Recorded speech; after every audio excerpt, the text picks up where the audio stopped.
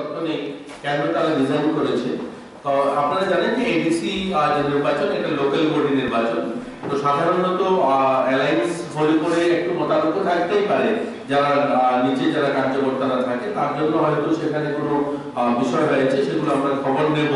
কিন্তু আমাদের যিনি মুখ্য প্রবক্তা তিনি বলেছেন যে আমাদের দল সর্বোপরি, আর এটা সর্বভারতীয় ক্ষেত্রে আপনারা জানেন, আপনারা সবাই অনেক অভিজ্ঞতা সম্পন্ন যে ভারতবর্ষে এরকম অনেক জায়গায় হয়েছে যে আমাদের সর্বভারতীয় বড় বড় নেতারা, শঙ্কর সিং বাঘেলা যিনি একসময় অনেক এমএলএ সঙ্গে ছিল, ওনাকেও কিন্তু দল বহিষ্কার করেছে, সেখানে ভারতীয় জনতা পার্টি ক্ষমতায় এসেছে।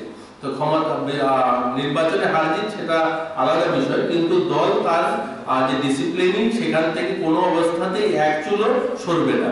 তো আমাদের এখানেও যেগুলো হয়েছে, কোথায় কোথায় যে সমস্ত সমস্যা তৈরি হয়েছে, আমরা তাকে কোনো অবস্থাতেই আমাদের রাজ্য সেটাকে বরদাস্ত করবে না, এটাই হচ্ছে মূল কথা।